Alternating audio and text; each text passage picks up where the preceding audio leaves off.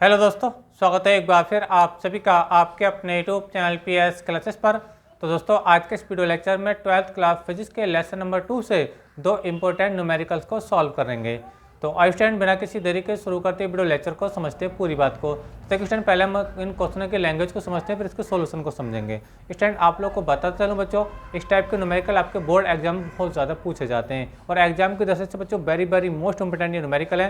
ठीक है, और उम्मीद करता हूँ देखिए एक बार सोल्यूशन आप देखेंगे तो आपको 100% का सोल्यूशन समझ में आएगा। ठीक है, तो चलिए पहले इस क्वेश्चन की लैंग्वेज को समझते हैं। तो देखिए बच्चों, क्वेश्चन नंबर 1 में क्या दे रखा है, एक समांतर प्लेट संधारित्र देखिए मैंने स्क्रीन पर पहले ही बना कर रखा है। ठीक है, एक समांतर प्लेट संधारित्र जिसकी प्रत्येक प्लेट का क्षेत्रफल, यानी जो प्लेट आप देख पा रहे हैं, ठीक है, इनका जो प्रत्येक प्लेट का क्षेत्रफल है बच्चों कितना, वो 10⁻⁻² मीटर स्क्वायर है। यानी प्रत्येक प्लेट का जो एरिया है, ठीक है, वो एरिया वो बच्चों कितना, वो एरिया है बच्चों 10⁻⁻² मीटर स्क्वायर है। ठीक है, इतना प्लेट, इसका क्षेत्रफल भी इतना ही होगा, इस वाली प्लेट का क्षेत्रफल भी इतना है। ठीक है, अच्छा, और प्लेटों के बीच वैद्युत क्षेत्र, बच्चों कितना, वो 100 न्यूटन पर कूलम है। क्योंकि बच्चों हम लोग जानते हैं जब संधारित्र की बात आती है, ठीक है, तो इसकी जो प्लेटों पर जो चार्ज होता है वो एक दूसरे के बराबर, एक दूसरे के अपोजिट होता है। यानी इस पर प्लस चार्ज होगा पहले प्लेट पर और दूसरी प्लेट पर क्या होगा बच्चों, माइनस चार्ज होगा। ठीक है, समझ में आ रही है। और जो इलेक्ट्रिक फील्ड होता है बच्चों प्लेटों के बीच में, वो क्या होता है, प्लस वाली प्लेट से माइनस वाली प्लेट की ओर होता है। ठीक है, तो ये डायरेक्शन की बात होगी, लेकिन इसका जो परिमाण रखा है वो कितना रखा है बच्चों, आपको 100 न्यूटन पर कूलम दे रखा है। ठीक है, अच्छा आगे क्या बताना है, देखिए प्रत्येक प्लेट पर आवेश, यानी जो आप चार्ज देख पा रहे हैं, ठीक है, इस आवेश का ही मान बच्चों आपको यहाँ पे बताना होगा। ठीक है, और ये जो एप्सिलॉन नॉट की वैल्यू आपको दे रखी है पहले 8.85 इंटू 10⁻⁻12 कूलम पर न्यूटन मीटर स्क्वायर, यानी कि एप्सिलॉन नॉट की वैल्यू आप लोगों को दे रखी है स्टूडेंट। ठीक है, तो चलिए देखिए अब इसका हम सोल्यूशन को समझते हैं, कैसे इसको सॉल्व किया जाएगा। तो लगाते हैं देखिए इसका सोल्यूशन। स्टैंड एग्जाम की दृष्टि से बच्चों वेरी मोस्ट इंपोर्टेंट न्यूमेरिकल है, मैं आपको पहले ही बता चुका हूँ। ठीक है, तो देखिए समझते हैं इसके सोल्यूशन को। तो देखिए पहले इसकी वैल्यू को लगाते हैं। तो वैल्यू हम लोग को दे रखी है सोल्यूशन में, देखिए ए का जो वैल्यू दे रखा है बच्चों, दे रखा है आपको 10⁻⁻² मीटर स्क्वायर दे रखा है। ठीक है, और इलेक्ट्रिक फील्ड जो दे रखा है प्लेटों के बीच में वो कितना दे रखा है बच्चों, आपका 100 न्यूटन पर कूलम दे रखा है। इसको हम लिख सकते हैं बच्चों 10⁻², क्योंकि जितने जीरो होते हैं इतनी पावर लगा लेते हैं। ठीक है, तो ये ई का मान है। ठीक है, अच्छा अब देखिए प्लेटों के बीच में वैद्युत क्षेत्र होता है कितना, देखिए मैं आपको बताता चलूँ। देखिए सूत्र ये होता है, किसी संधारित्र की प्लेटों के बीच वैद्युत क्षेत्र की तीव्रता होती है वो कितनी होती है, वो E= होती है बच्चों आप लोगों के लिए। देखिए क्या होता है, देखिए σ/ε0 होती है, कितनी होती है, σ/ε0 होती है। ठीक है, लेकिन यहाँ पे तो सिग्मा का मान दिया नहीं है। ठीक है, अब सिग्मा का मान नहीं दिया तो सिग्मा बराबर हम जानते हैं क्या होता है, σ= होता है बच्चों आपका, लेकिन बताता चलो आप लोग यहाँ पे σ= जो होता है बच्चों क्या होता है, वो Q/A होता है। ठीक है, तो बच्चों यहाँ पे ये वैल्यू को पुट कर लीजिए। तो देखिए ये क्या हो जाती है, E= आएगा स्टैंड, देखिए Q की जगह सिग्मा की जगह क्या लिखेंगे, Q/A। तो ये Q तो बच्चों आपका ये आ जाएगा, और जो A है बच्चों A∈0 बच्चों ये आ जाएगा। ठीक है, यहाँ से अपॉन में 1 मान लीजिए, इसी क्रॉस मल्टीप्लाई जब करेंगे स्टैंड, तो यहाँ पे आप देख पा रहे होंगे बच्चों, तो यहाँ देखिए Q मल्टीप्लाई करेंगे 1 से, तो ये Q हो जाएगा, और ये जो वैल्यू आएगी बच्चों ये E के में आ जाएगा, तो ये हो जाएगा बच्चों E और ε0 हो जाएगा, E/ε0। ठीक है, अब देखिए E का वैल्यू आप लोग पहले से गिवन है कितना, 10⁻² है। अब A का वैल्यू आपको दे रखा है बच्चों कितना, 10⁻², 10⁻² दे रखा है। ठीक है, अच्छा अब बाकी बचा ε0। तो ε0 का वैल्यू बच्चों क्वेश्चन में पहले ही गिवन है, कितना होता है आपको पता ही होना चाहिए, कितना होता है। देखिए ये देखिए मैं थोड़ा इसका हटा देता हूँ, 8.85 इंटू 10⁻²। ठीक है, अच्छा अब यहाँ देखिए सॉल्व करते देखिए, ये पावर 2 10⁻² प्लस की 10⁻² माइनस की, तो एक दूसरे बच्चों कैंसिल आउट हो जाएगी। ठीक है, तो ये Q बराबर जो आएगा फाइनली बच्चों कितना आएगा, 8.85 इंटू 10⁻⁻² कूलम आएगा, 12 कूलम। तो यही बच्चों इसका सोल्यूशन हुआ। ठीक है, यही इसका बच्चों यहाँ पे आंसर हो जाएगा। ठीक है, तो उम्मीद करता हूँ बच्चों आपको समझ में आया होगा। बहुत आसान सवाल था और काफ़ी अच्छा सवाल था बच्चों, एग्जाम में कई बार ये पूछा गया है।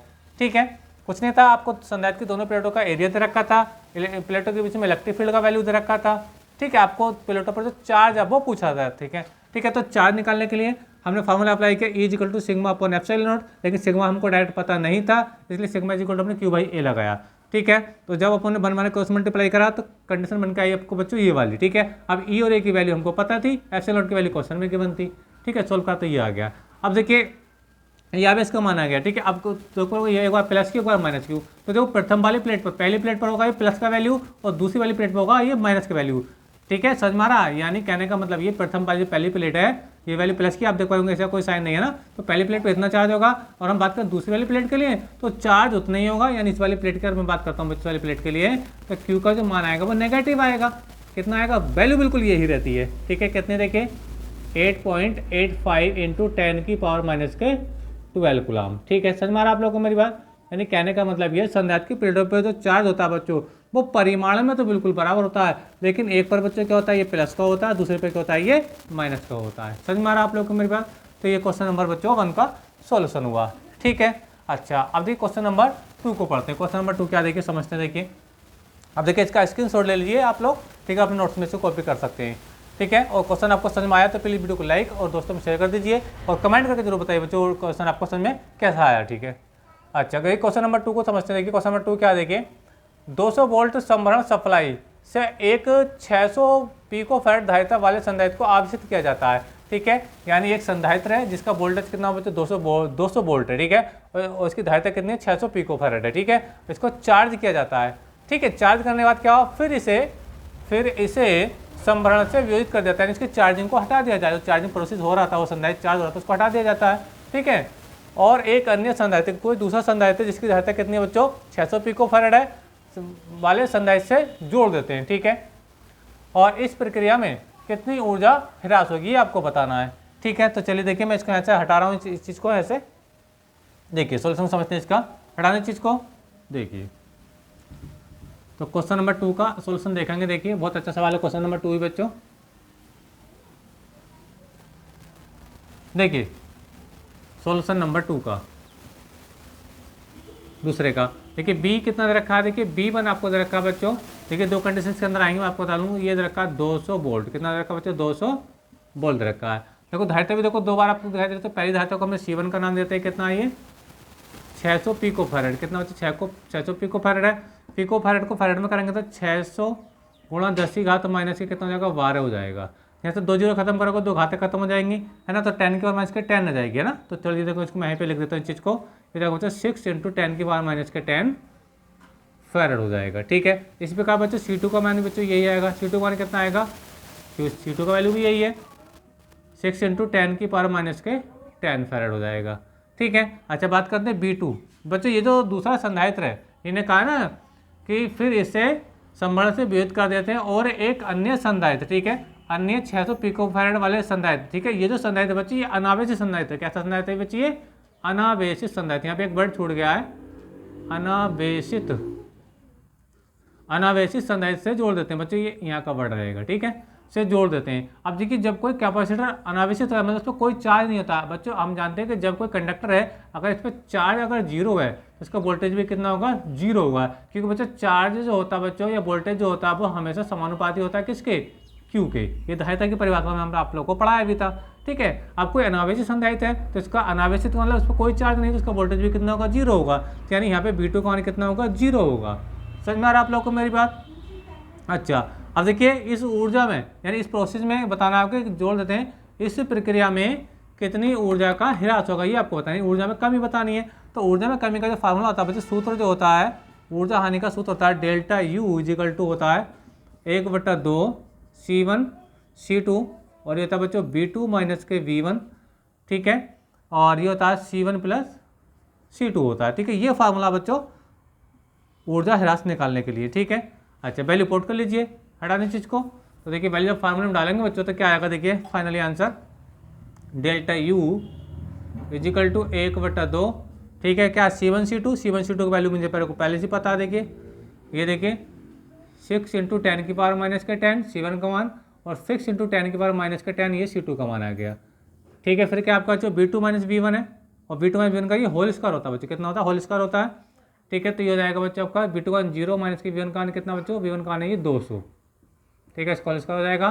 फिर क्या देखिए अपन में क्या बच्चे C1 प्लस C2 है, तो C1 C2 का तो मुझे पता ही है 6 इंटू 10 की पावर माइनस के 10 प्लस 6 इंटू 10 की पावर माइनस के 10, ठीक है। अच्छा आगे इसको सॉल्व करते हैं, देखिए 6 36 हो जाएगा, 6 36 और बटे में 2 बच्चों ये आ गया, और 10 की पावर कितनी हो जाएगी 10 और 10 कितने बच्चों ये माइनस के 20 हो जाएगी, ठीक है। थोड़ा इसको सॉल्व कर लेते हैं, देखिए जब 0 से 200 को घटाएंगे तो माइनस के 200 ही रहेगा, तो 200 का स्क्वायर कितना हो जाएगा पहले बच्चों, कितना हो जाएगा ये 40,000, कितना आएगा 40,000। जब इसको सॉल्व करेंगे तो है ना यानी कि आएगा बच्चों 40,000 आएगा। कितना आएगा 40,000 और माइनस का बन जाएगा प्लस बन जाएगा। ठीक है, इसको जोड़ लीजिए 6 और 6 कितना हो जाएगा बच्चों 12 हो जाएगा और 10 की पावर माइनस के 10 आएगा। याद रखें जब हम इनको जोड़ते हैं तो इनकी घातों पर कोई इफेक्ट नहीं पड़ता, लेकिन गुणा में घातें जुड़ जाती हैं। गुणा में घातें क्या होती है जुड़ जाती हैं। देखो 10 और 10 कितना हो गया था 20 हो गया था, लेकिन बच्चों यहाँ पे बीच में क्या चिन्ह चला है प्लस का चिन्ह चला है, इनको हम जोड़ रहे हैं। तो जोड़ रहे समय या घटाते समय घातों पर कोई इफेक्ट नहीं पड़ता है।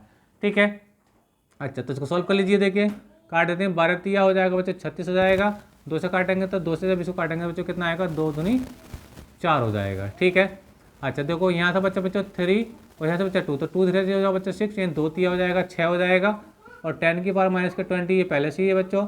अच्छा आगे समझते हैं। देखिए ये कितने जीरो हैं 1 2 3 4, यानी 4 जीरो ना 4 घाते प्लस की हैं। ठीक है, और ये देखिए 10 की पावर माइनस के 10 अपॉन में है। ठीक है, ऊपर जाएगी तो प्लस की हो जाएगी, तो 10 प्लस की तो ये हो जाएंगी, ऊपर जाएगा 4 ये जीरो तो 14 घाते हो जाएंगी प्लस की। कितने हो जाएंगे 14 घाते प्लस की हो जाएंगी। एक बार फिर से रिपीट कर रहा हूँ, देखिए समझिए बात को।